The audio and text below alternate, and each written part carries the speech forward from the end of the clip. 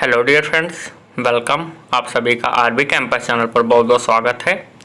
Friends, आज की video में हम बात करेंगे भारत में परिवहन यानी ट्रांसपोर्टेशन इन इंडिया। फ्रेंड्स, इसमें हम रेल परिवहन, वायु परिवहन, सड़क परिवहन और जल परिवहन, इन सारी टॉपिक्स के बारे में बात करेंगे। तो चलिए फ्रेंड्स, शुरू करते हैं। फ्रेंड्स, अगर आपको वीडियो पसंद आए लाइक करें, शेयर करें, साथ ही साथ कमेंट करें और चैनल को सब्सक्राइब करना ना भूलें। फ्रेंड्स, इसमें हम सबसे पहले बात करेंगे भारत में वायु परिवहन यानी एयर ट्रांसपोर्टेशन या फिर एयर ट्रांसपोर्ट इन इंडिया। तो चलिए शुरू करते हैं। वायु परिवहन यातायात का सबसे तीव्र एवं आधुनिक साधन है। यानी फ्रेंड्स, वायु परिवहन जो है वह ट्रांसपोर्टेशन का सबसे तीव्र और आधुनिक साधन है।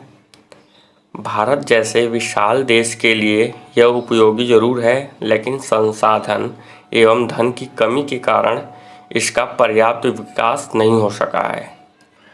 यानी फ्रेंड्स, पर्याप्त संसाधन और धन यानी पैसा न होने के कारण इसका विकास पर्याप्त रूप से नहीं हो सका है। फ्रेंड्स, जैसा कि मैंने आपको पहले ही बताया, वायुयान यातायात का सबसे तीव्रतम किंतु महंगा साधन है।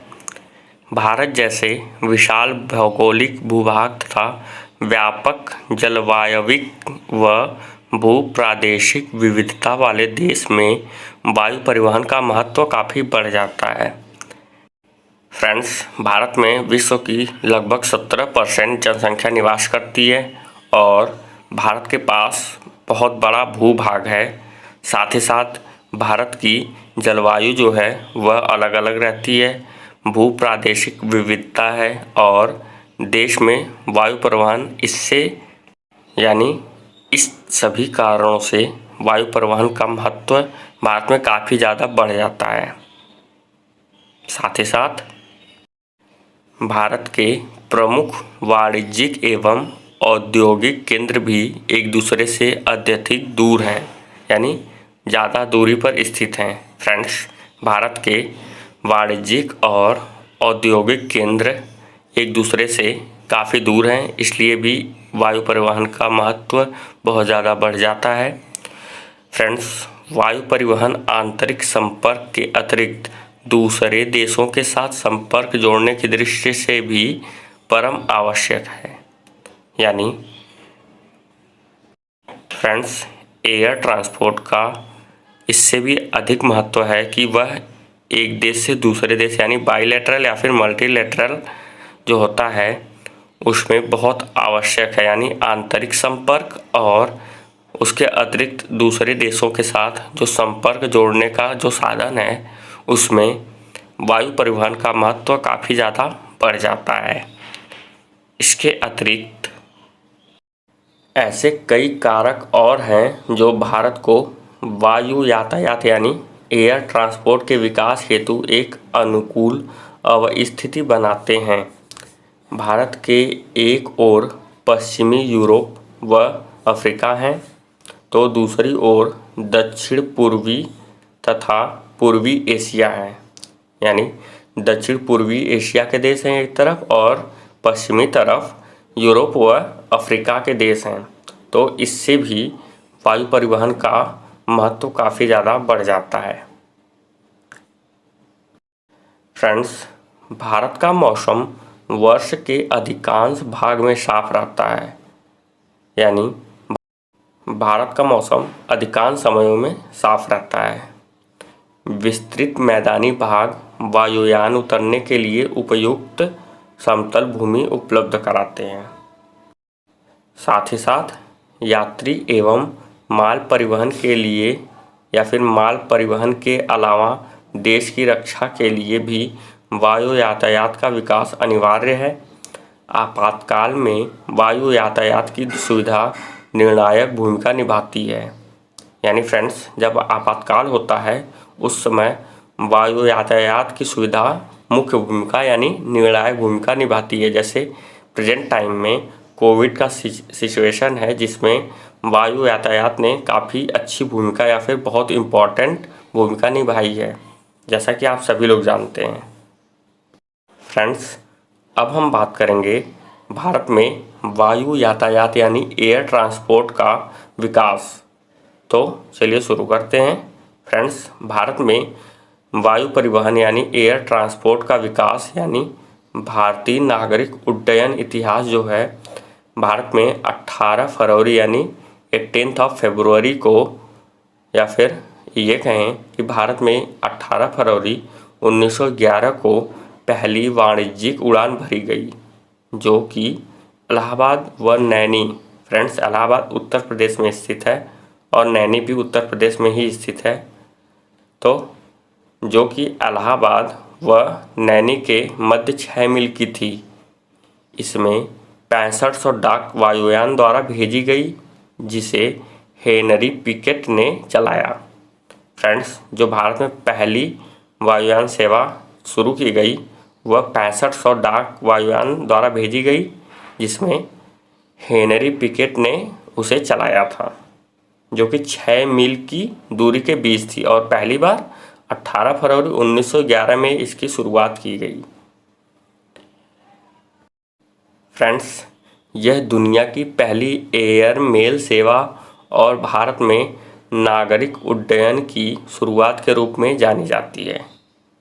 यानी यह दुनिया की पहली मेल सेवा थी और भारत में नागरिक उड्डयन की शुरुआत के रूप में इसे जाना जाता है। फ्रेंड्स, दिसंबर 1912 में भारतीय राज्य वायुसेना ने यूनाइटेड किंगडम स्थित इंपीरियल वायु सेवा के साथ मिलकर लंदन, कराची, दिल्ली विमान सेवा की शुरुआत की, जो भारत से पहली अंतर्राष्ट्रीय उड़ान थी। इसके साथ ही साथ 1915 ईस्वी में टाटा सन्स लिमिटेड ने कराची और मद्रास के मध्य नियमित एयर मेल सेवा की शुरुआत की। यानी 1915 में जो भारत की सबसे बड़ी कंपनी मानी जाती है टाटा सन्स लिमिटेड, उसने कराची और मद्रास, प्रेजेंट टाइम में जिसे चेन्नई कहते हैं, इसके मध्य नियमित एयर मेल सेवा की शुरुआत की तथा 24 जनवरी 1920 को रॉयल एयर फोर्स ने कराची और बॉम्बे, प्रेजेंट टाइम में मुंबई के मध्य नियमित एयर मेल सेवा की शुरुआत की। इसके साथ ही साथ यानी इसके बाद भारत में नागरिक हवाई अड्डों का निर्माण 1924 में शुरू किया गया।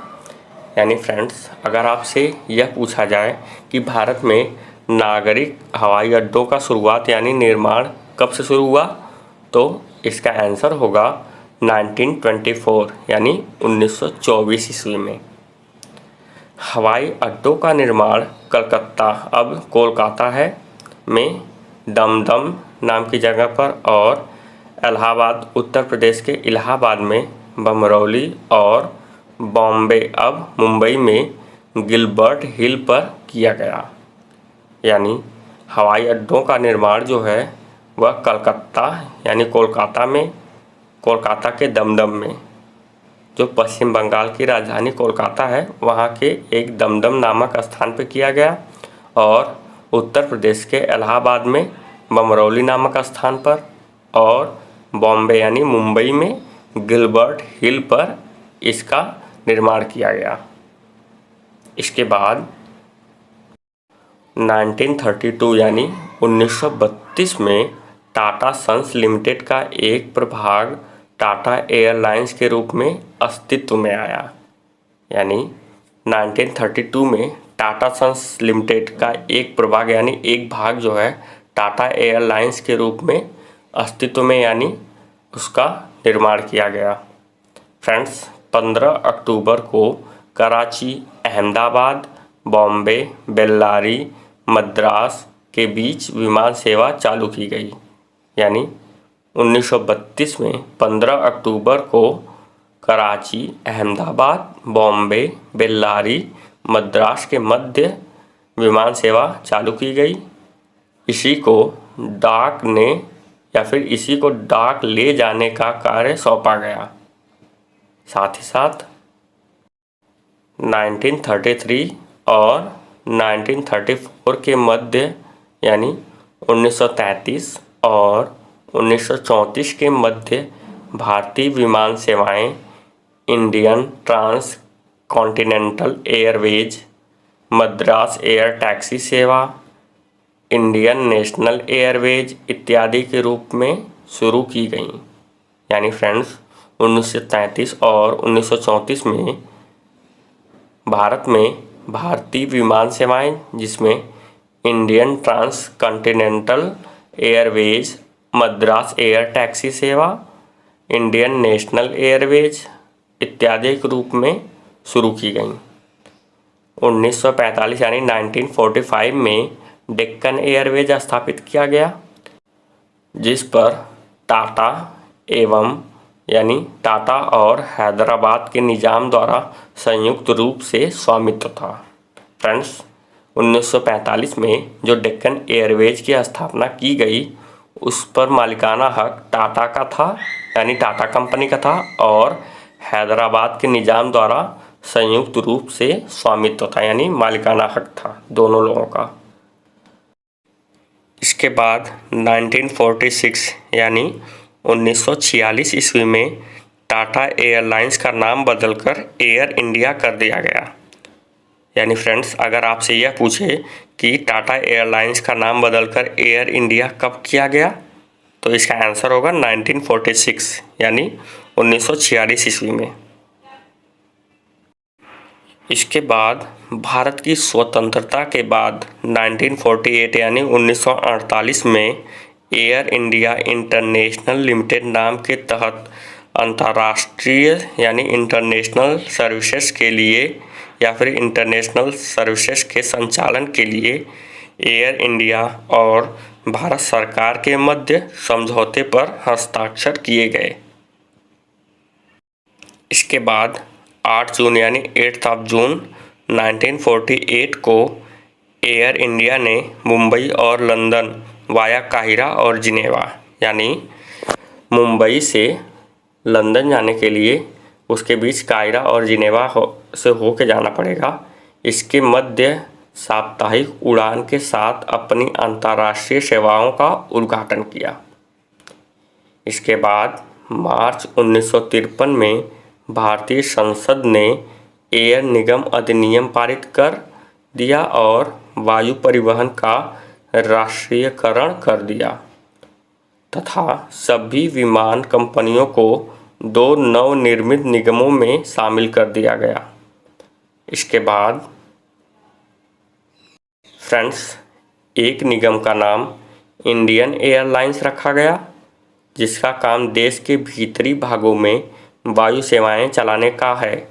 यानी फ्रेंड्स एक जो निगम था उसमें से उसका नाम इंडियन एयरलाइंस रखा गया, जो भारत के अंदर यानी भारत के भीतर वायु सेवाएं प्रदान करेगी। इसे पड़ोसी देशों से भी वायु संपर्क स्थापित करने का भार सौंपा गया, यानी यह भारत के पड़ोसी देशों के साथ भी वायु सेवाएं संचालित करेगी। इसके बाद दूसरे निगम का नाम एयर इंडिया इंटरनेशनल रखा गया, जिसे लंबी दूरी के लिए या फिर लंबी दूरी के अंतर्राष्ट्रीय मार्गों पर वायु सेवाएं प्रदान करने की जिम्मेदारी सौंपी गई। यानी फ्रेंड्स एक निगम का नाम जो था उसका इंडियन एयरलाइंस रखा गया था, जो भारत के भीतर और भारत के पड़ोसी देशों के साथ वायु सेवाएं संचालित करेगी, और दूसरे निगम का नाम एयर इंडिया इंटरनेशनल रखा गया, जो लंबी दूरी के अंतर्राष्ट्रीय मार्गों के लिए वायु सेवाएं प्रदान करेगी या फिर उसकी जिम्मेदारी उसे सौंपी गई एयर इंडिया इंटरनेशनल को। इस समय पूर्ण स्वतंत्र घरेलू एयरलाइंस यानी एयरलाइन या फिर एयरलाइंस 8 हैं, जिसमें Deccan Airways, Airways India, Bharat Airways, Himalayan aviation, Kalinga airlines, Indian National Airways और एयर इंडिया, जिनका भारत की वायुसेनाओं में विलय कर दिया गया है। फ्रेंड्स भारत अंतर्राष्ट्रीय विमान संगठन यानी ICAO का सदस्य है और शुरू से ही इसकी परिषद में शामिल रहा है। नागर विमान क्षेत्र की कार्यप्रणाली को 3 मुख्य भागों में बांटा जा सकता है, जो इस प्रकार हैं: नियामक, परिचालन संबंध और मूलभूत संरचनात्मक ढांचा। इन तीनों भागों में कार्यप्रणाली को बांटा जा सकता है। इसके बाद फ्रेंड्स, अब हम बात करेंगे ग्रीनफील्ड हवाई अड्डा यानी ग्रीनफील्ड हवाई अड्डा के बारे में। तो चलिए फ्रेंड्स शुरू करते हैं। जब पुराने हवाई अड्डा से दूर नए स्थल पर बिल्कुल नवीन हवाई अड्डा का निर्माण किया जाता है तो इसे या फिर उसे ग्रीनफील्ड हवाई अड्डा कहा जाता है। यानी फ्रेंड्स, अगर आपसे यह पूछा जाए ग्रीनफील्ड हवाई अड्डा किसे कहते हैं तो इसका आंसर होगा पुराने हवाई अड्डा से दूर नए स्थल पर बिल्कुल नवीन हवाई अड्डा का निर्माण किया जाता है, उसे ग्रीनफील्ड हवाई अड्डा कहा जाता है। इसका निर्माण तब किया जाता है जब पुराने हवाई अड्डे में विस्तार द्वारा यातायात को सुगम बनाने की गुंजाइश नहीं रह जाती है। यानी जब पुराने हवाई अड्डे पर विस्तार यानी विकास नहीं हो सकता तो नए हवाई अड्डे का निर्माण किया जाता है, उसे ग्रीनफील्ड हवाई अड्डा कहते हैं। फ्रेंड्स, ग्रीनफील्ड शब्द जिसकी उत्पत्ति सॉफ्टवेयर इंजीनियरिंग क्षेत्र से हुई है। यहाँ ग्रीनफील्ड परियोजना ऐसी परियोजनाओं को कहा जाता है जो बिल्कुल नए रूप में शुरू की गई हों तथा उन पर पहले से किए गए कार्य का कोई प्रभाव न हो। साथ ही साथ फ्रेंड्स, वैसी परियोजनाएं जो पहले से चलाई जा रही हैं या फिर परियोजनाओं में सुधार करके या उनका उन्नयन करके बनाई जाती हैं, उन्हें ब्राउनफील्ड परियोजनाएं कहते हैं। यानी फ्रेंड्स, वह परियोजना जो पहले से चलाई जाती हैं और साथ ही साथ उसमें सुधार करके उनका उन्नयन यानी नयापन किया जाता है, उन्हें ब्राउनफील्ड परियोजना कहते हैं। फ्रेंड्स, जैसा कि मैंने आपको पहले ही बताया है, वायुयान सेवा प्रदान करने हेतु सरकार के नियंत्रण में 2 प्रमुख कंपनियां थीं, जिसमें पहला इंडियन एयरलाइंस जो घरेलू सेवा एवं पड़ोसी देशों के साथ सेवा देती थी और एयर इंडिया जो विदेशी सेवा देती थी। वर्तमान में इंडियन एयरलाइंस का एयर इंडिया में विलय कर दिया गया है। निजी क्षेत्र में कई विमान सेवा प्रदाता कंपनियां कार्यरत हैं, जिसमें किंगफिशर, जेट एयरवेज, इंडिगो आदि ये सारी कंपनियां निजी क्षेत्र में कार्य कर रही हैं या फिर कार्यरत हैं। इसके बाद पवन हंस हेलीकॉप्टर्स लिमिटेड, तेल एवं प्राकृतिक गैस निगम ऑयल इंडिया लिमिटेड निजी संस्थानों एवं राज्य सरकारों को हेलीकॉप्टर सेवाएं प्रदान करती हैं। फ्रेंड्स, अब हम बात करेंगे वायु यातायात की समस्याओं के बारे में। तो चलिए शुरू करते हैं। यद्यपि 1947 के बाद देश में हवाई यातायात यानी एयर ट्रांसपोर्टेशन के क्षेत्र में उल्लेखनीय प्रगति की गई, फिर भी स्थिति को पूर्णतः संतोषप्रद नहीं माना जा सकता। विशेषतः विकसित देशों के साथ तुलना करने पर कई बड़े शहरों तथा अभी भी वायु सेवाएं नहीं पहुंची हैं। यानी कई बड़े शहरों तक अभी भी वायु सेवाएं नहीं पहुंची हैं। विमान यात्रा करने वालों में बड़े उद्योगपतियों तथा नौकरशाहों का मात्र छोटा सा समूह शामिल है। इसके बावजूद वायु सेवाओं पर निरंतर दबाव की स्थिति बनी रहती है तथा कुछ व्यस्त मार्गों पर ये सेवाएं परिवहन की ज़रूरतों को पूरा कर पाने की दृष्टि से अपर्याप्त सिद्ध होती हैं। भारत की विस्तार योजनाओं में सबसे अधिक बाधा है उच्च ईंधन तथा विमानों के मूल्य के संबंध में विदेशी स्रोतों पर निर्भर होना, यानी भारत पे जो वायु परिवहन के बीच समस्याएं हैं उसमें उच्च ईंधन तथा विमानों के मूल्य के संबंध में सबसे ज़्यादा विदेशी स्रोतों पर निर्भर होना यह समस्याओं का मुख्य कारण है। साथ ही साथ फ्रेंड्स 24 अगस्त 2007 को सार्वजनिक क्षेत्र की विमानन कंपनियां एयर इंडिया एवं भारतीय विमान निगम यानी इंडियन एयरलाइंस का विलय हो गया था।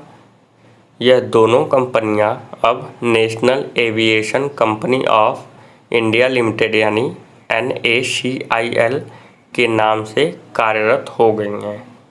कंपनी का ब्रांड नेम एयर इंडिया है और मैं आपको एयर इंडिया के बारे में कुछ और बताता हूँ।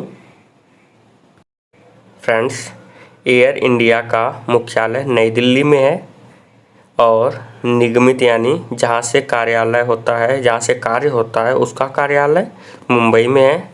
शुभंकर यानी मैस्कॉट महाराजा हैं और एयर इंडिया का प्रतीक चिन्ह यानी लोगो उड़ते हुए हंस में नारंगी रंग का कोणार्क चिन्ह यानी कोणार्क चक्र है। तो चलिए फ्रेंड्स, अब हम अपने वीडियो में आगे बढ़ते हैं।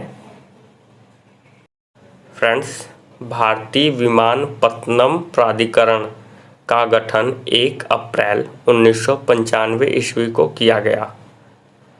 प्राधिकरण देश में अंतर्राष्ट्रीय हवाई अड्डे, घरेलू हवाई अड्डे और नागरिक विमान टर्मिनल का प्रबंधन करता है। यानी अगर आपसे यह पूछा जाए भारतीय विमानपत्तनम प्राधिकरण का गठन कब किया गया, तो इसका आंसर है 1 अप्रैल 1995 यानी 1 अप्रैल 1995। इसके बाद फ्रेंड्स, अब हम बात करेंगे भारत के कुछ अंतर्राष्ट्रीय यानी देश के कुछ प्रमुख अंतर्राष्ट्रीय हवाई अड्डों के बारे में। तो चलिए फ्रेंड्स, शुरू करते हैं। पहले नंबर पर छत्रपति शिवाजी अंतर्राष्ट्रीय हवाई अड्डा सांता क्रूज मुंबई में है। इसके बाद दूसरे नंबर पर इंदिरा गांधी अंतर्राष्ट्रीय हवाई अड्डा पालम दिल्ली। इसके बाद तीसरे नंबर पर सुभाष चंद्र बोस हवाई अड्डा दमदम कोलकाता। इसके बाद चौथे नंबर पर मीनाम्बक्कम अंतर्राष्ट्रीय हवाई अड्डा या फिर मीनाम्बक्कम हवाई अड्डा चेन्नई। फ्रेंड्स, चेन्नई के मीनाम्बक्कम क्षेत्र में स्थित इस हवाई अड्डे के घरेलू एवं अंतर्राष्ट्रीय टर्मिनलों का नाम क्रमशः तमिलनाडु के पूर्व मुख्यमंत्रियों के कामराज एवं CN अन्नादुरई के नाम पर रखा गया, जिसे अन्ना अंतर्राष्ट्रीय हवाई अड्डा चेन्नई के नाम से जाना जाता है। इसके बाद पाँचवें नंबर पर श्रीनगर अंतर्राष्ट्रीय हवाई अड्डा जो श्रीनगर में है, या फिर इसका एक अतिरिक्त नाम है शेख अल आलम अंतर्राष्ट्रीय हवाई अड्डा श्रीनगर है। तो इसके बाद छठवें नंबर पर श्री गुरु रामदास जी अंतर्राष्ट्रीय हवाई अड्डा राजा सांची अमृतसर पंजाब में है। फ्रेंड्स, इस हवाई अड्डे का नामकरण सिखों के चौथे गुरु श्री रामदास जी के नाम पर रखा गया है। यानी जो छठवें नंबर पर है श्री गुरु रामदास जी अंतर्राष्ट्रीय हवाई अड्डा, इसका नामकरण या फिर इसका नाम सिखों के चौथे गुरु श्री रामदास जी के नाम पर रखा गया है। इसके बाद सातवें नंबर पर चंडीगढ़ अंतर्राष्ट्रीय हवाई अड्डा। भारतीय वायुसेना चंडीगढ़ के हवाई अड्डा में ही नागरिक उड्डयन क्षेत्र विकसित किया गया है। यानी भारतीय वायुसेना के द्वारा चंडीगढ़ के हवाई अड्डा में नागरिक उड्डयन क्षेत्र विकसित किया गया है। इसके बाद आठवें नंबर पर जॉली ग्रांट हवाई अड्डा देहरादून उत्तराखंड है। इसके बाद नौवें नंबर पर चौधरी चरण सिंह अंतर्राष्ट्रीय हवाई अड्डा लखनऊ उत्तर प्रदेश। इसके बाद 10वें नंबर पर लाल बहादुर शास्त्री अंतर्राष्ट्रीय हवाई अड्डा बाबतपुर वाराणसी उत्तर प्रदेश। इसके बाद हमारे 11वें नंबर पर जयप्रकाश नारायण अंतर्राष्ट्रीय हवाई अड्डा पटना बिहार। इसके बाद 12वें नंबर पर बिरसा मुंडा अंतर्राष्ट्रीय हवाई अड्डा रांची झारखंड। फ्रेंड्स, झारखंड की राजधानी रांची है, जहां पे बिरसा मुंडा अंतर्राष्ट्रीय हवाई अड्डा स्थित है। इसके बाद जयपुर अंतर्राष्ट्रीय हवाई अड्डा, जो संगानेर जयपुर राजस्थान में स्थित है। इसके बाद 14वें नंबर पर महाराणा प्रताप घरेलू हवाई अड्डा डाबोक, जो उदयपुर राजस्थान में स्थित है। इसके बाद 15वें नंबर पर सरदार वल्लभ भाई पटेल अंतर्राष्ट्रीय हवाई अड्डा हुनसोल अहमदाबाद गुजरात। इसके बाद 16वें नंबर पर राजा भोज अंतर्राष्ट्रीय हवाई अड्डा गांधीनगर भोपाल से 15 किलोमीटर दूर मध्य प्रदेश। इसके बाद 17वें नंबर पर देवी अहिल्याबाई होलकर हवाई अड्डा इंदौर मध्य प्रदेश। फ्रेंड्स, ये सारी लिस्ट प्रमुख अंतर्राष्ट्रीय हवाई अड्डों की है। इसके बाद 18वें नंबर पर स्वामी विवेकानंद अंतर्राष्ट्रीय हवाई अड्डा माना रायपुर छत्तीसगढ़ में है। इसके बाद 19वें नंबर पर लोकप्रिय गोपीनाथ बोरदोलाई या फिर बोरदोलोई अंतर्राष्ट्रीय हवाई अड्डा बोरझार गुवाहाटी आसाम या फिर असम में है। इसके बाद 20वें नंबर पर बीजू पटनायक अंतर्राष्ट्रीय हवाई अड्डा भुवनेश्वर उड़ीसा। इसके बाद हमारे 21वें नंबर पर भारत रत्न बाबा साहेब भीमराव अंबेडकर या फिर भारत रत्न बाबा साहेब डॉक्टर BR अंबेडकर अंतर्राष्ट्रीय हवाई अड्डा नागपुर महाराष्ट्र। 22वें नंबर पर गोवा अंतर्राष्ट्रीय हवाई अड्डा डाबोलिम वास्को डी गामा गोवा। फ्रेंड्स, 23वें नंबर पर केम्पेगौड़ा अंतर्राष्ट्रीय हवाई अड्डा देवनहल्ली बेंगलुरु से 40 किलोमीटर दूर पर है, जो कर्नाटक में है। इसके बाद 24वें नंबर पर राजीव गांधी अंतर्राष्ट्रीय हवाई अड्डा शमशाबाद हैदराबाद से 22 किलोमीटर दूर स्थित है, जो इस टाइम तेलंगाना राज्य में स्थित है। 25वें नंबर पर कोच्चि अंतर्राष्ट्रीय हवाई अड्डा नेदुम्बासेरी, जो कि कोच्चि शहर से 30 किलोमीटर दूर है और केरल में स्थित है। इसके बाद 26वें नंबर पर त्रिवेंद्रम अंतर्राष्ट्रीय हवाई अड्डा, जो केरल की राजधानी तिरुवनंतपुरम में स्थित है। इसके बाद 27वें नंबर पर वीर सावरकर अंतर्राष्ट्रीय हवाई अड्डा पोर्ट ब्लेयर अंडमान एवं निकोबार द्वीप समूह में स्थित है। फ्रेंड्स, या फिर वीर सावरकर अंतर्राष्ट्रीय हवाई अड्डा पोर्ट ब्लेयर। फ्रेंड्स, इसके अलावा मंगलुरु अंतर्राष्ट्रीय हवाई अड्डा मंगलुरु और कोयम्बटूर अंतर्राष्ट्रीय हवाई अड्डा कोयम्बटूर। इसके बाद तिरुचिरापल्ली अंतर्राष्ट्रीय हवाई अड्डा तिरुचिरापल्ली और लाल बहादुर शास्त्री अंतर्राष्ट्रीय हवाई अड्डा वाराणसी उत्तर प्रदेश को, या फिर ये कहें इन सभी हवाई अड्डों को अक्टूबर 2012 में अंतर्राष्ट्रीय हवाई अड्डे का दर्जा मिला। यानी इन सभी हवाई अड्डों को अक्टूबर 2012 में अंतर्राष्ट्रीय हवाई अड्डे घोषित किया गया। फ्रेंड्स, अब हम बात करेंगे भारत में जल परिवहन यानी वाटर ट्रांसपोर्ट इन इंडिया। तो चलिए फ्रेंड्स, शुरू करते हैं। भारत में जल परिवहन का उपयोग प्राचीन काल से हो रहा है। यानी फ्रेंड्स, भारत में जल परिवहन यानी वाटर ट्रांसपोर्ट का यूज प्राचीन काल से हो रहा है। इसके बाद फ्रेंड्स, यह परिवहन का सबसे सस्ता एवं पारिस्थितिकी अनुकूल साधन है। भारी एवं बृहत सामानों के परिवहन हेतु यह सर्वाधिक उपयुक्त साधन है।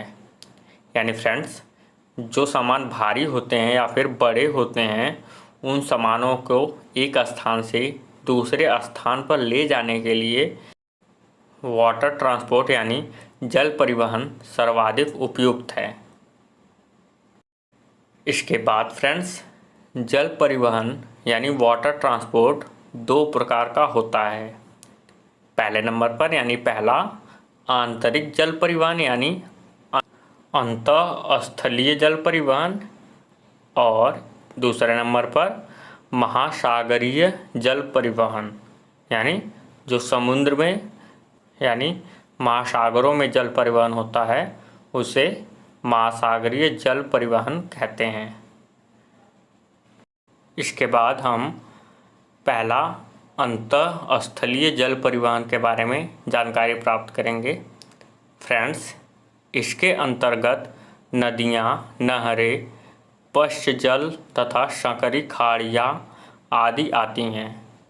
वर्तमान में भारत में 14,500 किलोमीटर लंबा आंतरिक जलमार्ग नौकायान हेतु उपलब्ध है।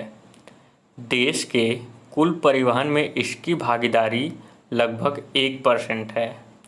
यानी फ्रेंड्स, वर्तमान में भारत में 14,500 किलोमीटर लंबा आंतरिक जलमार्ग जो नौकायानों हेतु उपलब्ध है, और यह नदियाँ, नहरें, पश्चजल तथा सकरी खाड़ियों के अंतर्गत आता है, यानी इसके साथ होता है। इसके बाद फ्रेंड्स, भारत में यानी हमारे देश में राष्ट्रीय जलमार्गों के विकास, संरक्षण एवं नियमन हेतु सन 1986 ईस्वी में अंतर्देशीय जलमार्ग प्राधिकरण यानी inland water veg authority of India स्थापित किया गया। यानी inland water veg authority of India 1986 ईस्वी में स्थापित किया गया। फ्रेंड्स, इस प्राधिकरण के द्वारा 3 अंतःस्थलीय जलमार्गों को राष्ट्रीय जलमार्ग घोषित किया गया। यानी यह जो परिवहन का यानी वाटर ट्रांसपोर्ट का प्राधिकरण है, inland water veg authority of India, इसके द्वारा 3 अंतःस्थलीय जलमार्गों को राष्ट्रीय जलमार्ग घोषित किया गया। इसके बाद राष्ट्रीय जलमार्ग संख्या 1। फ्रेंड्स, राष्ट्रीय जलमार्ग संख्या 1 इलाहाबाद से हल्दिया के बीच तक का यह जलमार्ग गंगा, भागीरथी एवं हुगली नदी तंत्र के अंतर्गत है। इस जलमार्ग की लंबाई 1620 किलोमीटर है। यह जलमार्ग उत्तर प्रदेश, बिहार, झारखंड में साहेबगंज जिला तथा पश्चिम बंगाल से होकर गुजरता है। यानी राष्ट्रीय जलमार्ग संख्या 1 इलाहाबाद से हल्दिया तक है और यह 1620 किलोमीटर लंबा है, और यह जलमार्ग उत्तर प्रदेश, बिहार, झारखंड तथा पश्चिम बंगाल राज्यों से होकर गुजरता है। इसके बाद फ्रेंड्स, यह जलमार्ग भारत के सर्वाधिक महत्वपूर्ण जलमार्गों में से एक है, जो यांत्रिक नौका द्वारा पटना तक एवं साधारण नौका द्वारा इलाहाबाद तक नौकायान के योग्य है या फिर नौकायन के योग्य है। विकासात्मक उद्देश्य के तहत इसे 3 भागों में विभाजित किया गया है। तो चलिए फ्रेंड्स, इसके बारे में हम जानकारी प्राप्त करते हैं। पहला, हल्दिया से फरक्का, जो कि 560 किलोमीटर लंबा है। दूसरा फरक्का से पटना जो 460 किलोमीटर लंबा है। तीसरा पटना से इलाहाबाद जो कि 600 किलोमीटर लंबा है। इन 3 भागों में इस परिवहन यानी इस राष्ट्रीय जलमार्ग को बांटा गया है। फ्रेंड्स, फरक्का में गंगा नदी पर 25 मीटर ऊंचा बांध बनाया गया है। इसके द्वारा गलिया नदी के ऊपरी सिरे के जल को 350 किलोमीटर लंबी सहायक नहर बनाकर भागीरथी नदी में डाला जाता है। यहाँ से जल हुगली नदी में पहुँचता है। इससे हुगली नदी सालों भर जल से भरी रहती है तथा कोलकाता बंदरगाह में जमने वाली मिट्टी बहकर समुद्र में गिर जाती है। 10 मीटर गहराई वाले जहाज कोलकाता बंदरगाह तक पहुंच सकते हैं। फ्रेंड्स, 2010 तक अंतःस्थलीय जलमार्ग प्राधिकरण यानी IWAI द्वारा हल्दिया सागर द्वीप से फरक्का तक नौकायन हेतु जलमार्ग की गहराई 3 मीटर, फरक्का से पटना तक 2 मीटर तथा पटना से इलाहाबाद तक 1.5 मीटर बनाए रखी गई है। फ्रेंड्स, 2011 तक फरक्का एवं पटना के बीच गहराई को बढ़ाकर 2.5 मीटर तथा पटना से इलाहाबाद के बीच 2 मीटर करने का लक्ष्य रखा गया था। इसके बाद राष्ट्रीय जलमार्ग संख्या 2। यह जलमार्ग सादिया असम से धुबरी असम तक ब्रह्मपुत्र नदी में 891 किलोमीटर की दूरी में विस्तृत है। फ्रेंड्स, ब्रह्मपुत्र नदी भारत में बहने वाली सबसे बड़ी नदी है और भारत की सबसे बड़ी नदी गंगा नदी है। इसके बाद ब्रह्मपुत्र नदी मुहाने से डिब्रूगढ़ तक स्टीमर चलाने के योग्य है। साथ ही साथ अब हम जानेंगे राष्ट्रीय जलमार्ग संख्या 3 के बारे में। फ्रेंड्स, राष्ट्रीय जलमार्ग संख्या 3 की कुल लंबाई 205 किलोमीटर है। इसका विस्तार केरल के पश्चिमी तटीय क्षेत्र में है। यानी राष्ट्रीय जलमार्ग संख्या 3 का विस्तार जो है केरल के पश्चिमी तटीय क्षेत्र तक है और इसकी लंबाई 205 किलोमीटर है। यानी यह 205 किलोमीटर लंबा है। इसके अंतर्गत पश्चिमी तट नहर कोट्टापुरम केरल से कोल्लम केरल, उद्योग मंडल नहर कोच्चि केरल से पाथलम सेतु केरल तथा चंपकारा नहर कोच्चि से अम्बलामुगल केरल को शामिल किया गया है। इस जलमार्ग की घोषणा फरवरी 1993 में की गई। यह भारत का पहला राष्ट्रीय जलमार्ग है जिसके पूरे विस्तार में 24 घंटे नौकायन की सुविधा उपलब्ध है। इसके बाद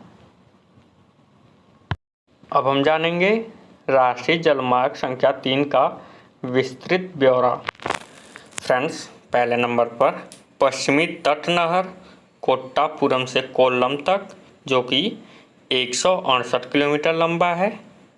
उसके बाद दूसरा उद्योग मंडल नहर कोच्चि से पाथलम सेतु तक, यह 23 किलोमीटर लंबा है।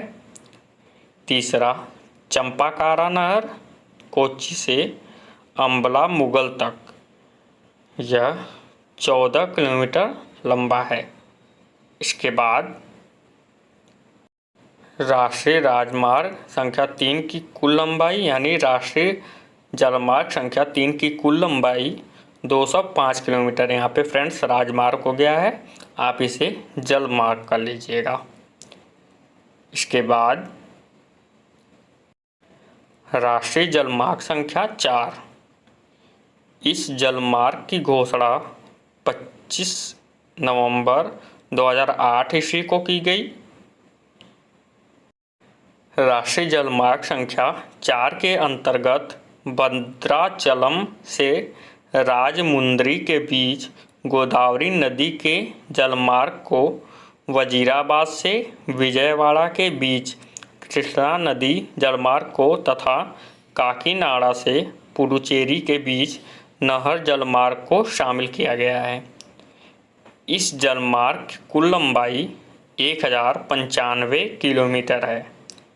यानी राष्ट्रीय जलमार्ग संख्या 4 की कुल लंबाई 1095 किलोमीटर है।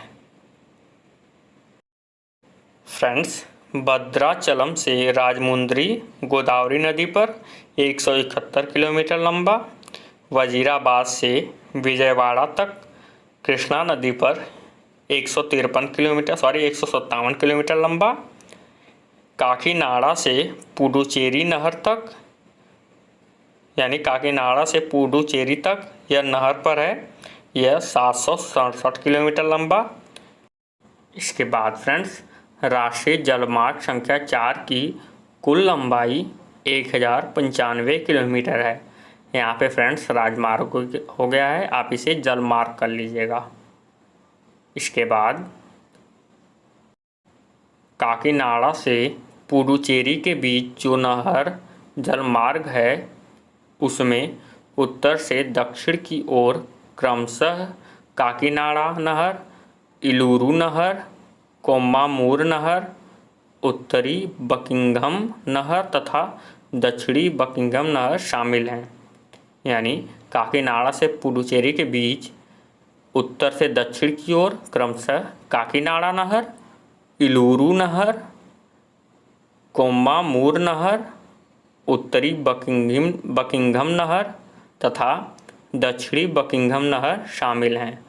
नहर जलमार्ग के अंतर्गत सिंचाई नहर एवं खारा जल नहर यानी साल्ट वाटर कैनल दोनों शामिल हैं। इसके बाद राष्ट्रीय जलमार्ग संख्या 5।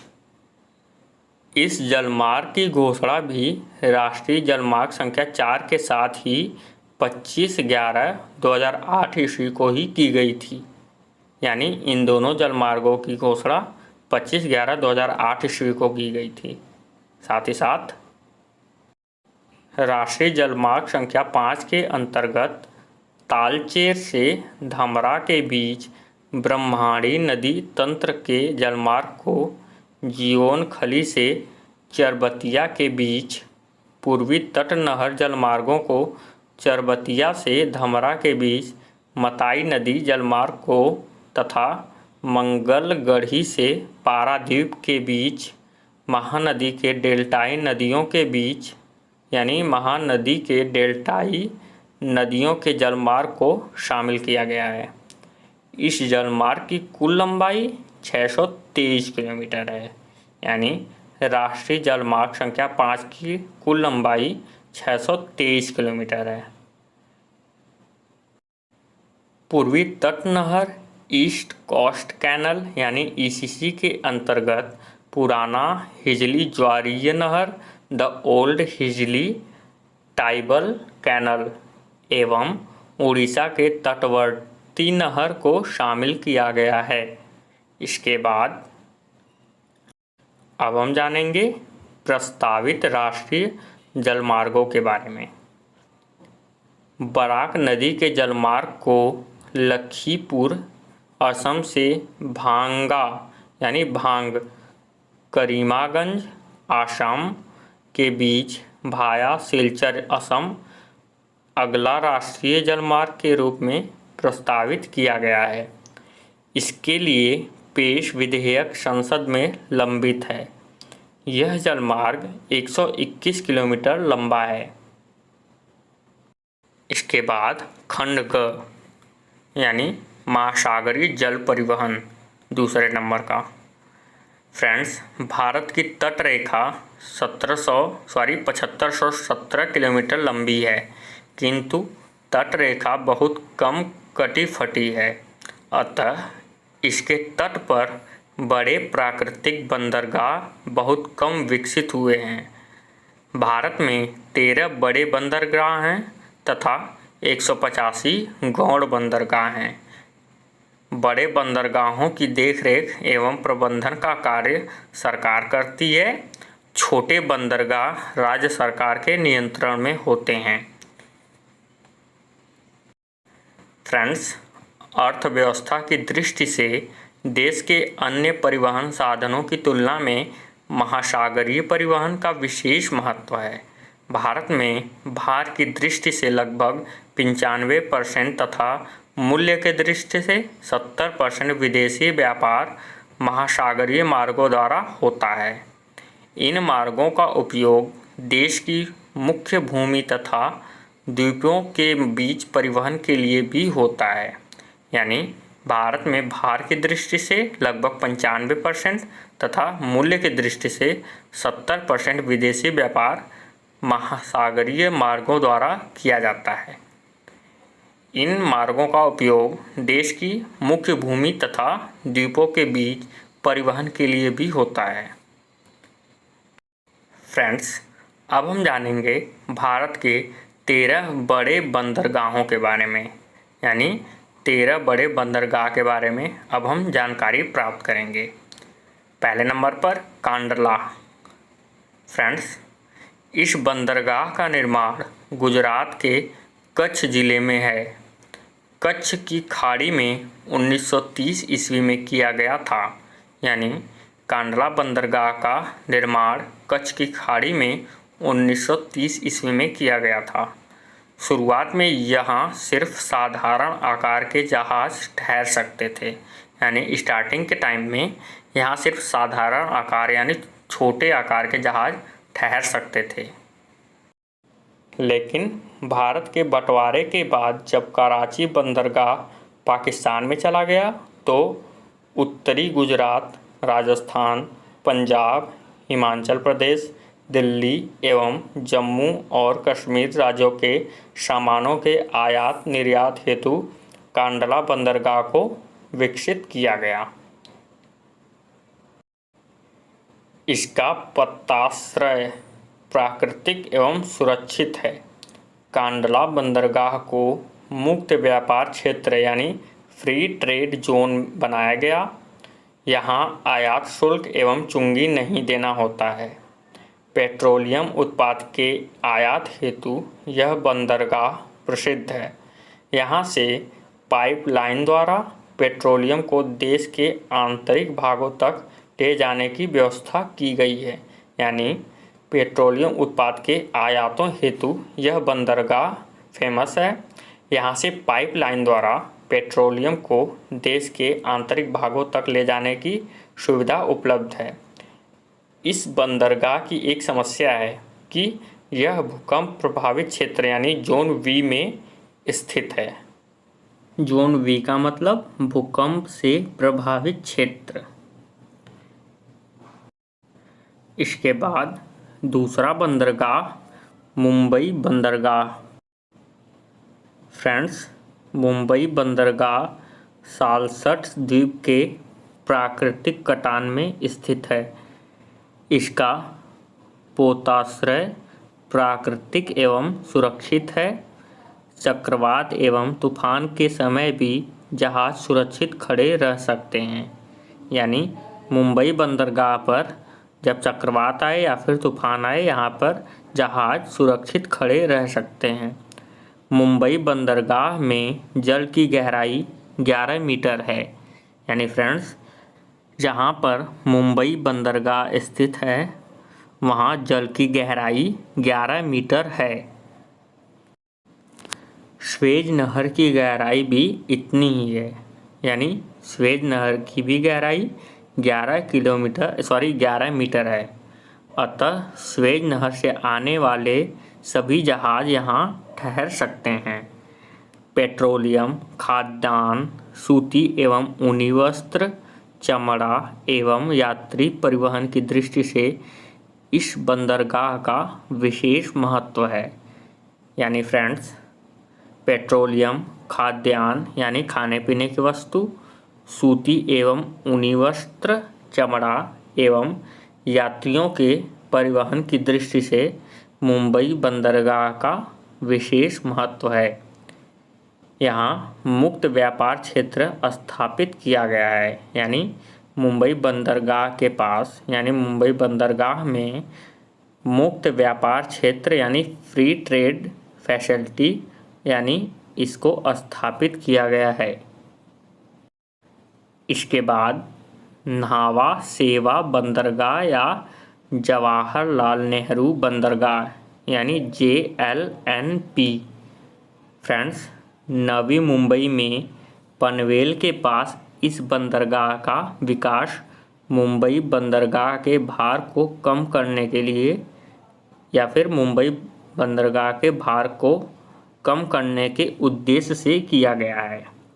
यह देश का आधुनिकतम बंदरगाह है। फ्रेंड्स, अगर आपसे यह पूछा जाए कि भारत का आधुनिकतम बंदरगाह कौन सा है, तो आपका आंसर होगा जवाहरलाल नेहरू बंदरगाह या फिर न्हावा शेवा बंदरगाह। यह दोनों इसके नाम हैं। इसके बाद मर्मागुआ बंदरगाह, यह गोवा में जुआरी नदी के बाएं तट पर स्थित है, यानी मर्मागुआ बंदरगाह गोवा के जुआरी नदी के बाएं तट पर स्थित है। यह एक प्राकृतिक बंदरगाह है। यहाँ से लौह अयस्क यानी लोहा का बहुतायत में निर्यात किया जाता है। ज्ञातव्य है कि गोवा लौह अयस्क की दृष्टि से सबसे धनी राज्य है। फ्रेंड्स, यहाँ से काजू, मछलियाँ, मसाले, चावल आदि का भी निर्यात होता है। यानी गोवा बंदरगाह या फिर मर्मागुआ बंदरगाह से काजू, मछलियाँ या फिर मछली, मसाला, चावल आदि का भी निर्यात किया जाता है। साथ ही साथ खनिज तेल, उर्वरक, सीमेंट, खाद्य पदार्थ, कांच के सामान आदि का आयात किया जाता है। यहाँ से आयात की तुलना में निर्यात अधिक किया जाता है। यानी यहाँ से आयात यानी जो सामान आती हैं उसकी तुलना में निर्यात यानी जो भारत से सामान जाती हैं उसका अधिक परसेंटेज है। इसके बाद न्यू मंगलोर बंदरगाह। फ्रेंड्स, मंगलोर से 9 किलोमीटर उत्तर में इस बंदरगाह को विकसित किया गया है। यहाँ से कुद्रेमुख के लौह अयस्क को निर्यात करने की सुविधा है। मछलियाँ, उर्वरक, काजू, वनोत्पाद, कहवा यहाँ से निर्यात किए जाने वाले प्रमुख वस्तुएं हैं। यह रेल लाइन एवं NH-17 द्वारा मुंबई एवं कोच्चि से जुड़ा है। यानी न्यू मंगलोर बंदरगाह NH-17 से मुंबई एवं कोच्चि से जुड़ा है। इसके बाद कोच्चि बंदरगाह, केरल के तट पर विलिंगटन द्वीप पर स्थित यह एक प्राकृतिक बंदरगाह है। यह समुद्र के समानांतर विशाल लैगून के मुहाने पर स्थित है। यहाँ से मुख्यतः नारियल या फिर नारियल उत्पाद, काजू, चाय, रबर, मछली, मसालों का निर्यात किया जाता है। खनिज तेल, उर्वरक, कोयला, खाद्य तेल का आयात किया जाता है। यानी फ्रेंड्स, यहाँ से यानी कोच्चि बंदरगाह से नारियल उत्पाद, काजू, चाय, रबर, मछली, मसाले का निर्यात यानी यहाँ से भेजा जाता है और खनिज तेल, उर्वरक, कोयला, खाद्य तेल का आयात यानी मंगाया जाता है। इसके बाद नई तूतीकोरिन बंदरगाह। फ्रेंड्स, तमिलनाडु तट के सहारे मन्नार की खाड़ी में इसकी अवस्थिति है। यानी यह यहाँ स्थित है। यह एक खुला बंदरगाह है जो हेयर द्वीप के पूर्वी किनारे से 9 किलोमीटर दूर स्थित है। भारत में इसके पोताश्रय को गहरा कर इसे कृत्रिम रूप से विकसित किया गया है, यानी नई तूतीकोरिन बंदरगाह को कृत्रिम रूप से विकसित किया गया है। फ्रेंड्स, यहाँ से चाय, कपास, चमड़ा, सूती वस्त्र, प्याज आदि वस्तुओं का नियति एवं खनिज तेल, कोयला, नमक, उर्वरक, खाद्य तेल का आयात किया जाता है। फ्रेंड्स, यहाँ पे प्याज आदि वस्तुओं का निर्यात किया जाता है, यानी चाय, कपास, चमड़ा, सूती वस्त्र, प्याज आदि वस्तुओं का निर्यात किया जाता है और खनिज तेल, कोयला, नमक, उर्वरक, खाद्य तेल का आयात किया जाता है। इसके बाद हमारा अगला बंदरगाह चेन्नई। फ्रेंड्स, पूर्वी तट पर यह भारत का प्रमुख बंदरगाह है। यह एक कृत्रिम बंदरगाह है। खुले समुद्र में इसकी अवस्थिति होने से जहाज़ को लहरों से हानि होती है, यानी यहाँ पर खुले समुद्र के होने की वजह से जहाज़ को लहरों से इफ़ेक्ट यानी हानि होती है। फ्रेंड्स, इससे बचने के लिए तट से 3 किलोमीटर दूर 914 मीटर लंबी दीवार बनाई गई है। मुंबई के पश्चात यह भारत का दूसरा सर्वाधिक व्यापार करने वाला बंदरगाह है, यानी चेन्नई बंदरगाह मुंबई के बाद सर्वाधिक व्यापार करने वाला बंदरगाह है।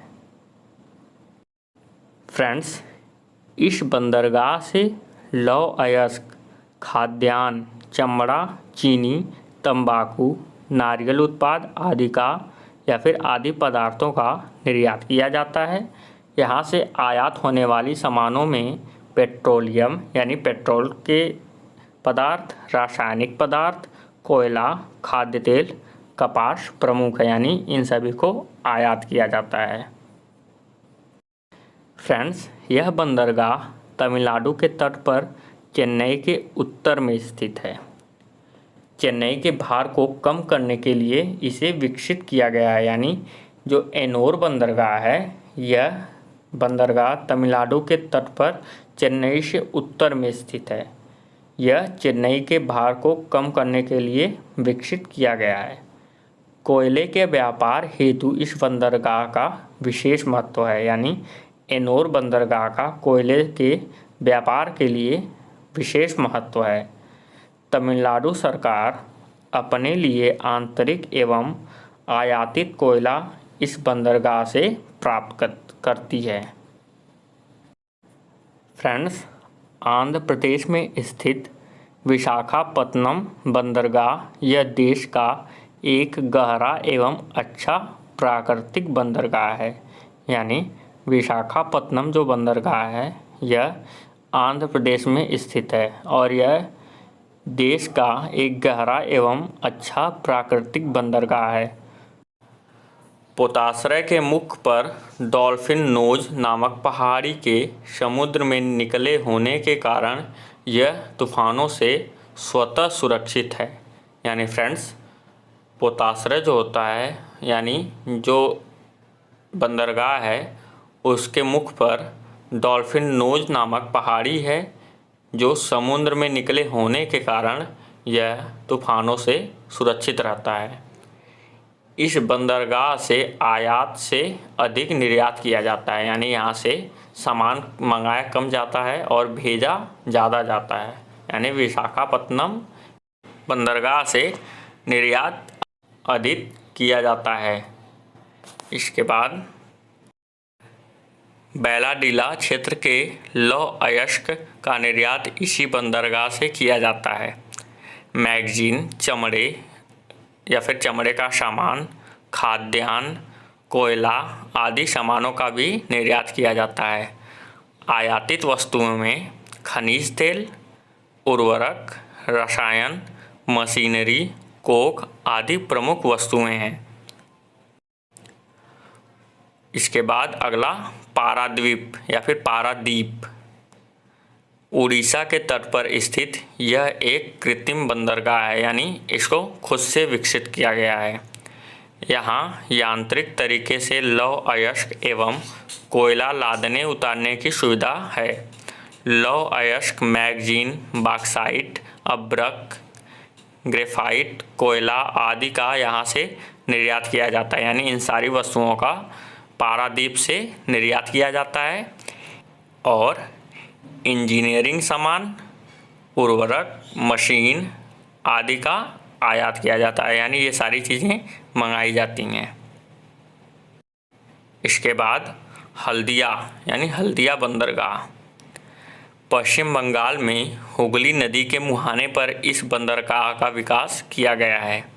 यह कोलकाता बंदरगाह के भार को कम करता है तथा उन बड़े बड़े जहाज़ों का आश्रय स्थल है जो कोलकाता तक नहीं पहुंच पाते हैं।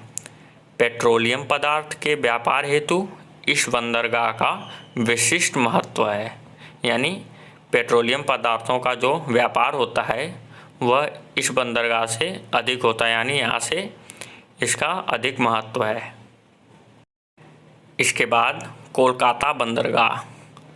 पश्चिम बंगाल में हुगली नदी के बाएं तट पर अवस्थित यह एक नदी पत्तन है। हुगली नदी में गाद जमने की समस्या के कारण कोलकाता तक भारी जलयान नहीं जा पाता। इसके लिए कोलकाता से 64 किलोमीटर दूर खुली खाड़ी में डायमंड हार्बर का निर्माण किया गया है। उच्च ज्वार के समय बड़े जहाज कोलकाता के मुख्य पोताश्रय खिदिरपुर तक पहुंच जाते हैं या फिर यहां तक जाते हैं। कोलकाता बंदरगाह से जूट निर्मित सामान, कोयला, चमड़े का सामान, कागज़, चाय, लोहा इस्पात, चीनी, अभ्रक आदि का निर्यात किया जाता है। आयातित सामानों में खनिज तेल, उर्वरक, रसायन, खाद्य तेल, इंजीनियरिंग के सामान, कपास आदि प्रमुख हैं। फ्रेंड्स, जल परिवहन यानी वाटर ट्रांसपोर्ट के बाद अब हम बात करेंगे भारत में सड़क परिवहन यानी रोड ट्रांसपोर्टेशन इन इंडिया। तो चलिए फ्रेंड्स शुरू करते हैं। भारतीय प्राधिकरण यानी NHAI का गठन 1988 ईस्वी के संसद के एक अधिनियम द्वारा किया गया था। यह प्राधिकरण भारत में राष्ट्रीय राजमार्गों के विकास, देखभाल और प्रबंधन के लिए जिम्मेदार है। इस प्राधिकरण ने अपने सदस्यों और अध्यक्ष की सहायता से फरवरी 1995 से काम करना शुरू किया था, यानी भारतीय राष्ट्रीय राजमार्ग प्राधिकरण NHAI का गठन सन 1988 में किया गया था। फ्रेंड्स, ये जो है भारतीय राष्ट्रीय राजमार्ग प्राधिकरण NHAI, ये इंडिया में रोड ट्रांसपोर्ट यानी इंडिया में लगभग जो नेशनल हाईवे वगैरह बनते हैं ये सारे इसी के अंडर बनते हैं। फ्रेंड्स, इसने फरवरी 1995 से काम करना शुरू किया था। इसके बाद फ्रेंड्स, अब हम जानेंगे भारतीय राष्ट्रीय राजमार्गों की संख्या का निर्धारण कैसे करते हैं। तो चलिए शुरू करते हैं। फ्रेंड्स, सभी उत्तर दक्षिण दिशा वाले राजमार्गों के लिए सम संख्या का प्रयोग किया जाता है। इसका निर्धारण पूर्व से पश्चिम की ओर बढ़ते हुए क्रम में किया जाता है। दूसरे शब्दों में, उच्च देशांतर के लिए छोटी संख्या और निम्न देशांतर के लिए बड़ी संख्या का प्रयोग किया जाता है। उदाहरण के लिए NH2 यानी नेशनल हाईवे नंबर 2 पूर्वोत्तर राज्यों में स्थित है, जबकि NH68 राजस्थान और गुजरात में स्थित है। इसके बाद फ्रेंड्स, सभी पूर्व से पश्चिम दिशा वाले राजमार्गों के लिए विषम संख्या का प्रयोग किया जाता है। इसका निर्धारण उत्तर से दक्षिण की ओर बढ़ते हुए क्रम में किया जाता है। दूसरे शब्दों में, उच्च अक्षांश के लिए छोटी संख्या और निम्न अक्षांश के लिए बड़ी संख्या का प्रयोग किया जाता है। उदाहरण के लिए NH1 जम्मू कश्मीर में स्थित है, जबकि NH87 यानी NH87 तमिलनाडु में स्थित है। उदाहरण NH11 यानी NH11 आगरा, जयपुर, बीकानेर को जोड़ता है। इसके बाद फ्रेंड्स, सभी प्रमुख राजमार्गों के लिए 1 अंक या फिर 2 अंक की संख्या का ही प्रयोग किया जाता है। इसके बाद नंबर 3, पूर्व से पश्चिम की ओर बढ़ने पर उत्तर दक्षिण दिशा वाले राजमार्गों के लिए प्रयुक्त संख्या में वृद्धि होती है। उदाहरण के लिए, यदि पूर्वी भारत में किसी उत्तर दक्षिण दिशा वाले राजमार्ग के लिए संख्या 4 का प्रयोग किया जाता है, तो मध्य भारत या पश्चिम भारत में एक विशेष उत्तर दक्षिण दिशा वाले राजमार्ग के लिए संख्या 4 से अधिक ही लिखी जाएगी। निर्देश नंबर 4, 3 अंकों की संख्या वाले राजमार्ग मुख्य राजमार्गों की सहायक मार्ग या शाखाएं होती हैं। उदाहरण के लिए 144, 244, 344 आदि मुख्य राष्ट्रीय राजमार्ग 44 की शाखाएं हैं, या फिर 122, 222 या फिर 322 ये राष्ट्रीय राजमार्ग संख्या 22 की शाखाएं हैं। शाखा राजमार्ग के 3 अंकों में यदि पहला अंक विषम संख्या है तो ऐसा माना जाता है कि वह सड़क पूर्व पश्चिम दिशा में स्थित है, और यदि पहला अंक सम संख्या है तो ऐसा माना जाता है कि वह सड़क उत्तर दक्षिण दिशा में स्थित है। इसके बाद निर्देश number 5, A, B, C, D आदि 3 अंकों वाले उप राजमार्गों के नाम से जोड़ा जाता है, जिससे उप राजमार्गों के हिस्सों का संकेत मिलता है। उदाहरण के लिए 966A, 527B आदि।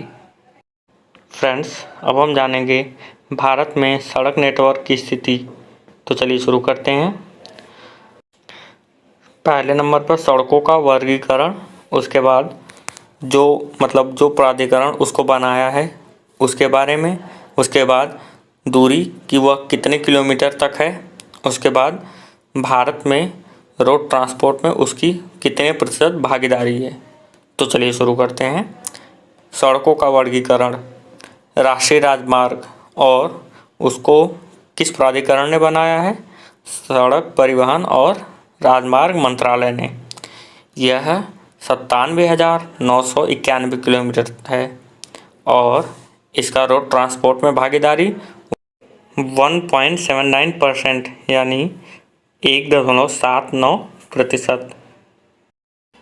इसके बाद राजमार्ग, इसको राज्य लोक निर्माण विभाग और संघ राज्य क्षेत्र द्वारा इसका निर्माण किया जाता है।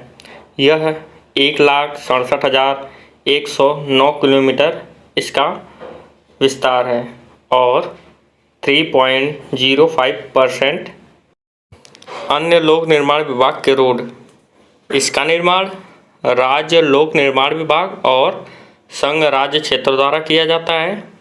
यह लगभग 11,01,178 किलोमीटर है और इसकी भागीदारी 20.12% है।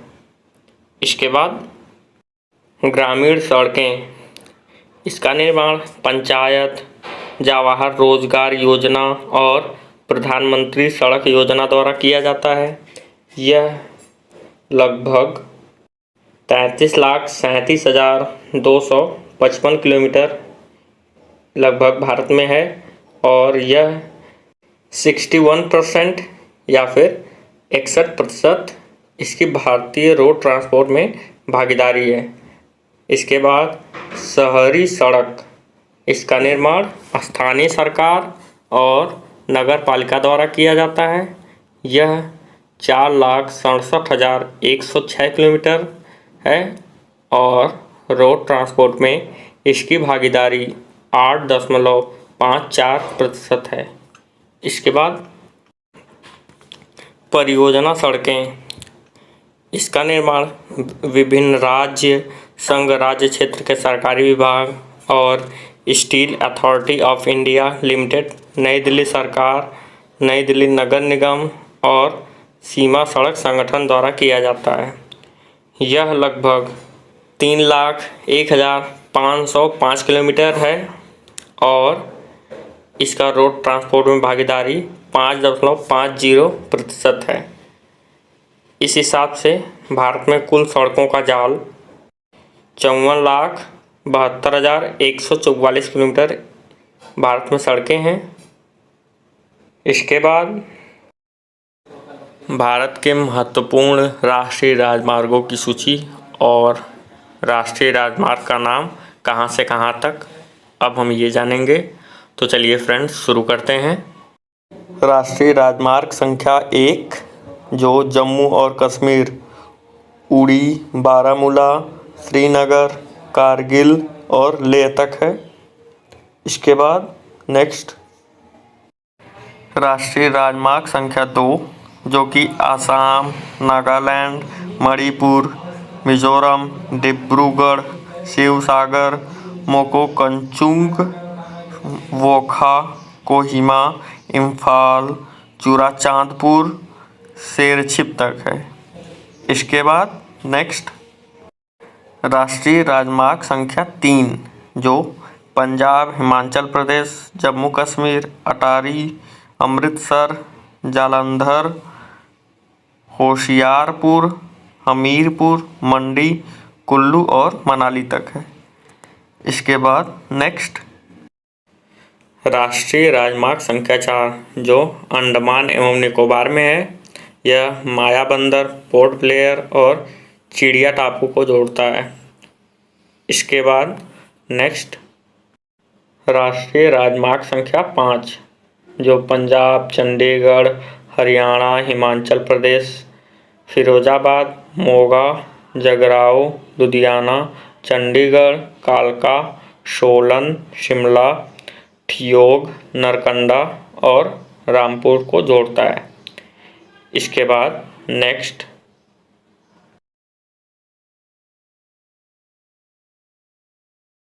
राष्ट्रीय राजमार्ग संख्या 6 जो मेघालय, असम, मिजोरम, जोराबाट, शिलांग, बदरपुर, कोलासिब, आइजोल, बदरपुर और पंचग्राम को जोड़ता है।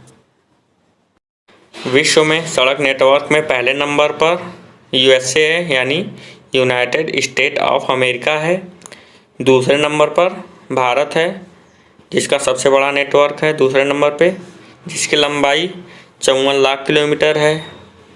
नंबर 1 इसमें राष्ट्रीय राजमार्ग NH, एक्सप्रेसवे राजमार्ग HS, जिला सड़कें, PWD सड़कें और प्रोजेक्ट सड़कें शामिल हैं।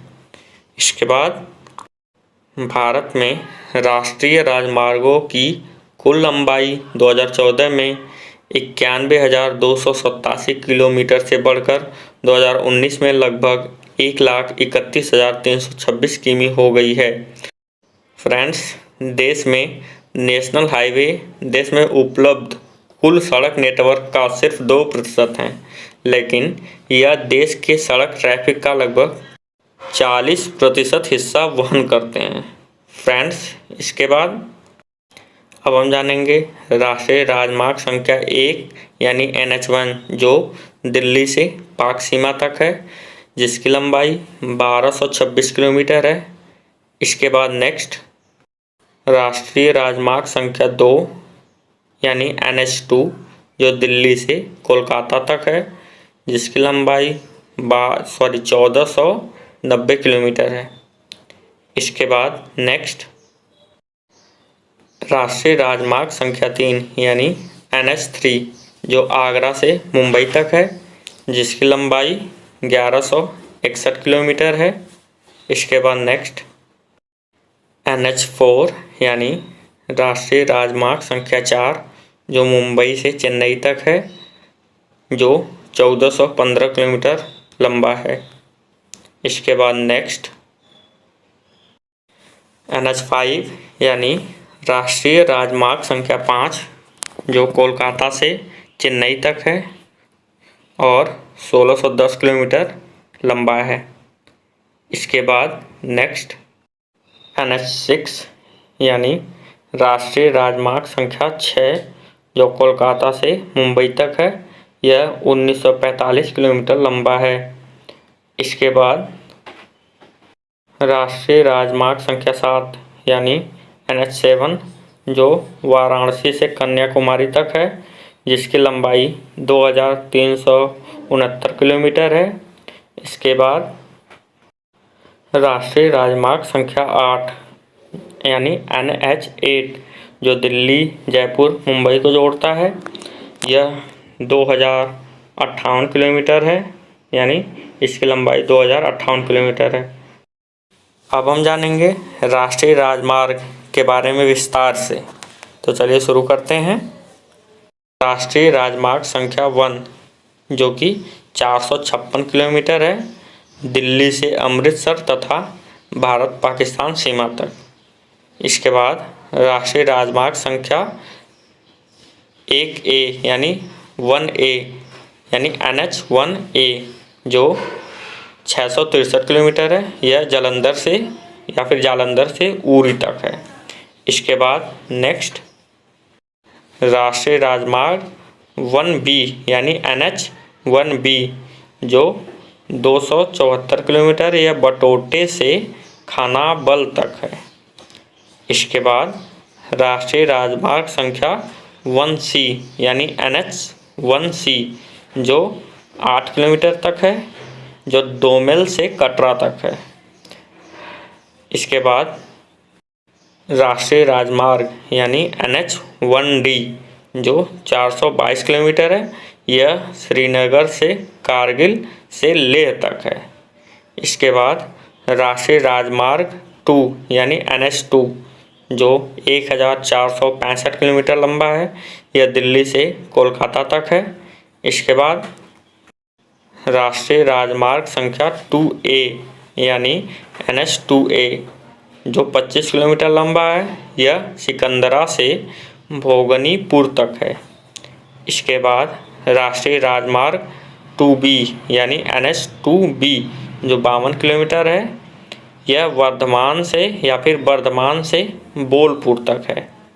इसके बाद नेक्स्ट राष्ट्रीय राजमार्ग 3 यानी NH3 जो 1161 किलोमीटर है, जो आगरा से मुंबई तक है। इसके बाद राष्ट्रीय राजमार्ग 4 यानी NH4 जो 1235 किलोमीटर है, यह ठाणे के पास यानी महाराष्ट्र के पास राष्ट्रीय राजमार्ग 3 से चेन्नई तक है। इसके बाद राष्ट्रीय राजमार्ग 4A यानी NH4A जो 153 किलोमीटर लंबा है, यह बेलगाम से पणजी तक है। इसके बाद राष्ट्रीय राजमार्ग 4B यानी NH4B जो 27 किलोमीटर लंबा है, यह नवा शेवा से पाल्सपे तक है। इसके बाद नेक्स्ट राष्ट्रीय राजमार्ग 5 यानी NH5 जो 1533 किलोमीटर लंबा है, यह राष्ट्रीय राजमार्ग 6 से चेन्नई तक है। इसके बाद राष्ट्रीय राजमार्ग 5A यानी NH5A यह 77 किलोमीटर लंबा है, यह राष्ट्रीय राजमार्ग 5 के पास से पारादीप बंदरगाह तक है या फिर पारादीप बंदरगाह तक है। इसके बाद नेक्स्ट राष्ट्रीय राजमार्ग 6 यानी NH6 यह 1949 किलोमीटर है, यह हजीरा से कोलकाता तक है। इसके बाद नेक्स्ट राष्ट्रीय राजमार्ग 7 यानी NH7 यह 2369 किलोमीटर है, यह वाराणसी से कन्याकुमारी तक है। इसके बाद नेक्स्ट फ्रेंड्स, भारत में सबसे लंबी सड़क ग्रांड ट्रंक रोड है या सड़क ए आजम है। इसका निर्माण शेरशाह सूरी ने करवाया था। इसके बाद नेक्स्ट राष्ट्रीय राजमार्ग NH7A यह 51 किलोमीटर लंबा है, यह लयमकोट्टई से तूतीकोरन बंदरगाह तक है। इसके बाद राष्ट्रीय राजमार्ग 8 यानी NH8 यह 1428 किलोमीटर लंबा है, यह दिल्ली से मुंबई तक है। इसके बाद नेक्स्ट NH-8A यानी राष्ट्रीय राजमार्ग 8A, यह 473 किलोमीटर लंबा है। यह गुजरात के अहमदाबाद से मांडवी तक है। इसके बाद राष्ट्रीय राजमार्ग 8B यानी NH-8B, यह 206 किलोमीटर लंबा है। यह बामनबोर से पोरबंदर तक है। इसके बाद नेक्स्ट राष्ट्रीय राजमार्ग 8C यानी NH-8C, यह 46 किलोमीटर लंबा है। यह चिलोड़ा से सरखेज तक है। इसके बाद राष्ट्रीय राजमार्ग 8D यानी NH-8D, यह 127 किलोमीटर लंबा है। यह जेतपुर से सोमनाथ तक है। इसके बाद नेक्स्ट राष्ट्रीय राजमार्ग 8E यानी NH-8E, यह 220 किलोमीटर लंबा है, जो सोमनाथ से भावनगर तक है। इसके बाद राष्ट्रीय राजमार्ग संख्या NE1 यानी NE1, यह 93 किलोमीटर लंबा है। यह अहमदाबाद से वडोदरा तक है। इसके बाद नेक्स्ट एक्सप्रेस वे राष्ट्रीय राजमार्ग NH-9, यह 841 किलोमीटर लंबा है। यह मुड़े से मछलीपट्टनम तक है। इसके बाद राष्ट्रीय राजमार्ग NH-10, यह 403 किलोमीटर लंबा है। यह दिल्ली से फजिल्का से भारत पाकिस्तान सीमा तक है। इसके बाद नेक्स्ट राष्ट्रीय राजमार्ग NH-11, यह 582 किलोमीटर है। यह आगरा से बीकानेर तक है। इसके बाद राष्ट्रीय राजमार्ग 11A यानी NH-11A, यह 145 किलोमीटर लंबा है। यह मनोहरपुर से कोथम तक है। इसके बाद नेक्स्ट राष्ट्रीय राजमार्ग 11B यानी NH-11B, यह 180 किलोमीटर लंबा है। यह लालसोट से धौलपुर तक है। इसके बाद राष्ट्रीय राजमार्ग 12 यानी NH-12, यह 890 किलोमीटर लंबा है। यह जबलपुर से जयपुर तक है। इसके बाद नेक्स्ट राष्ट्रीय राजमार्ग 12A या फिर NH-12A, यह 333 किलोमीटर लंबा है। यह मध्य प्रदेश के जबलपुर से झांसी तक है। इसके बाद राष्ट्रीय राजमार्ग संख्या 13 यानी NH-13, यह 691 किलोमीटर लंबा है। यह सोलापुर से मंगलोर तक है। इसके बाद नेक्स्ट राष्ट्रीय राजमार्ग संख्या 14 या फिर NH-14, यह 450 किलोमीटर लंबा है। यह बिवार से राधापुर तक है। इसके बाद राष्ट्रीय राजमार्ग संख्या 15 या फिर NH-15, यह 1526 किलोमीटर लंबा है। यह पठानकोट से समाखियाली तक है। इसके बाद नेक्स्ट राष्ट्रीय राजमार्ग संख्या 16 या फिर NH-16, यह 460 किलोमीटर लंबा है। यह निजामाबाद से जगदलपुर तक है। इसके बाद राष्ट्रीय राजमार्ग संख्या 17 या फिर NH-17, यह 1269 किलोमीटर है। यह पानवेल से इदपल्ली तक है। इसके बाद नेक्स्ट राष्ट्रीय राजमार्ग संख्या 17A या फिर NH-17A, यह 19 किलोमीटर लंबा है। यह राष्ट्रीय राजमार्ग 7 के पास कोटलम से मड़गांव तक है। इसके बाद राष्ट्रीय राजमार्ग संख्या 17B या फिर NH-17B, यह 40 किलोमीटर लंबा है। यह पोंडा से वास्को तक है। इसके बाद नेक्स्ट राष्ट्रीय राजमार्ग संख्या 18 या फिर NH-18 यह 369 किलोमीटर लंबा है। यह राष्ट्रीय राजमार्ग संख्या 7 के पास कुरनूल से राष्ट्रीय राजमार्ग 4 के पास चित्तूर तक है। इसके बाद फ्रेंड्स राष्ट्रीय राजमार्ग संख्या 18A या फिर NH-18A यह 50 किलोमीटर लंबा है। यह तिरुपति से पुथलपट्टू तक है। इसके बाद नेक्स्ट राष्ट्रीय राजमार्ग संख्या 19 या फिर NH-19 यह 240 किलोमीटर लंबा है। यह उत्तर प्रदेश के गाजीपुर से बिहार के पटना तक है या फिर बिहार की राजधानी पटना तक है। इसके बाद राष्ट्रीय राजमार्ग संख्या 20 या फिर NH-20 यह 220 किलोमीटर लंबा है। यह पठानकोट से मंडी तक है।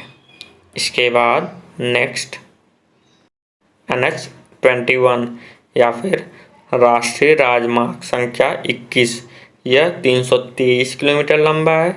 यह चंडीगढ़ के पास राष्ट्रीय राजमार्ग 22 से मनाली तक है। इसके बाद राष्ट्रीय राजमार्ग संख्या 21A या फिर NH-21A यह पिंजौर से स्वारघाट तक है।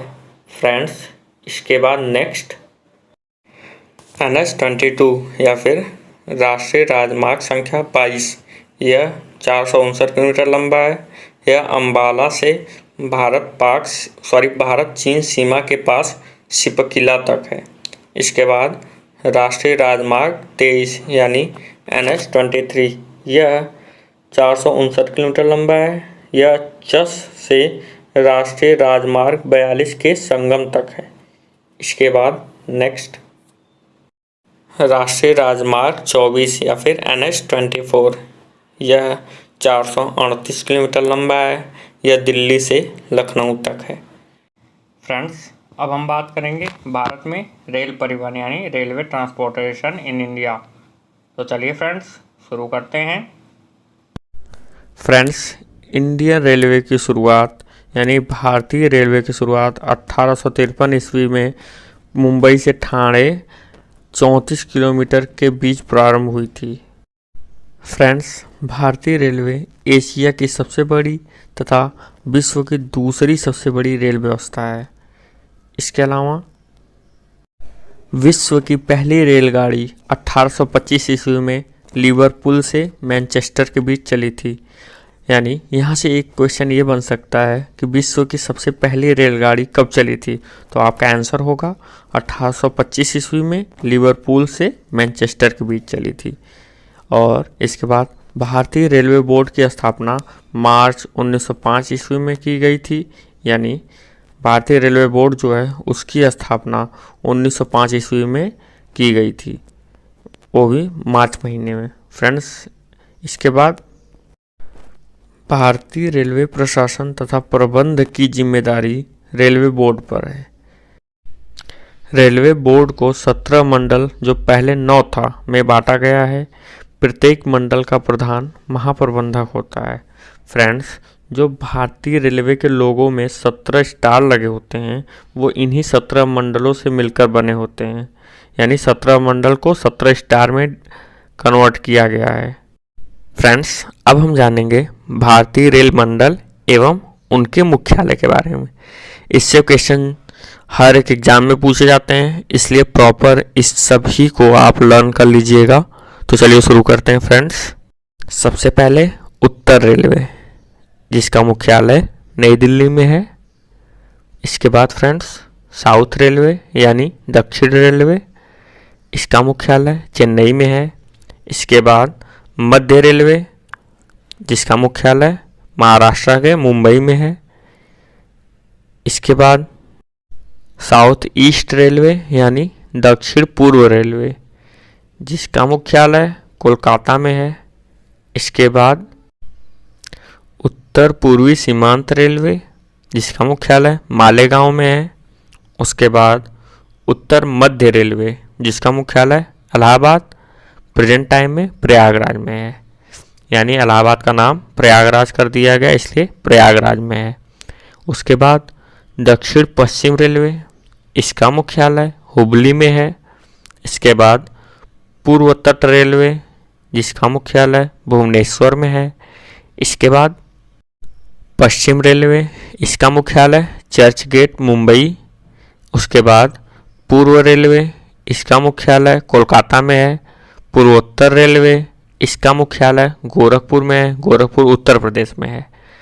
इसके बाद दक्षिण मध्य रेलवे, इसका मुख्यालय सिकंदराबाद में है। फ्रेंड्स, आपको एक एडिशनल इन्फॉर्मेशन देता हूँ। अगर एग्जाम में ये पूछा जाए कि विश्व का सबसे लंबा प्लेटफॉर्म वाला स्टेशन कौन सा है, तो आपका आंसर होगा गोरखपुर। यानी सबसे लंबा रेलवे प्लेटफॉर्म गोरखपुर में है। इसके बाद पूर्व मध्य रेलवे, इसका मुख्यालय हाजीपुर में है। इसके बाद पश्चिम मध्य रेलवे यानी पश्चिम मध्य रेलवे, इसका मुख्यालय जबलपुर में है। इसके बाद उत्तर पश्चिम रेलवे, इसका मुख्यालय जयपुर में है। उसके बाद दक्षिण पूर्व मध्य रेलवे, जिसका मुख्यालय बिलासपुर में है। इसके बाद कोलकाता मेट्रो रेल, इसका मुख्यालय कोलकाता में है। फ्रेंड्स, इसके बाद देश में सबसे लंबी दूरी तय करने वाली रेलगाड़ी विवेक एक्सप्रेस है, जो नवंबर 2011 में चलाई गई थी, जो डिब्रूगढ़ से कन्याकुमारी तमिलनाडु तक जाती है। इस दौरान वह 4286 किलोमीटर की दूरी तय करती है।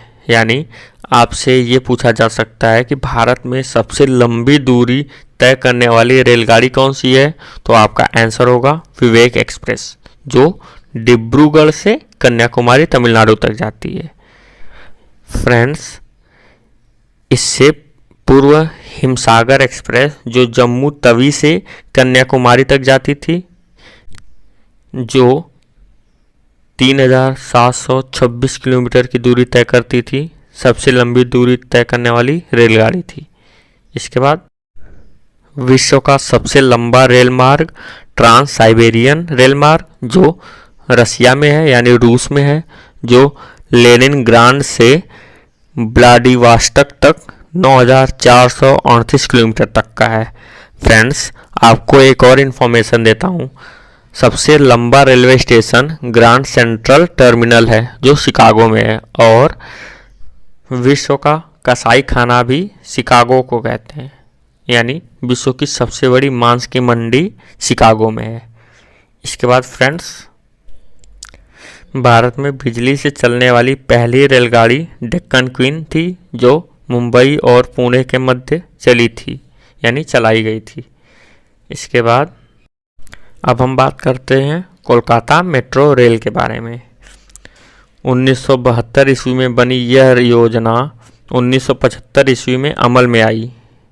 इसके बाद दमदम से टॉलीगंज तक इस भूमिगत रेल मार्ग की कुल लंबाई 16.45 किलोमीटर है।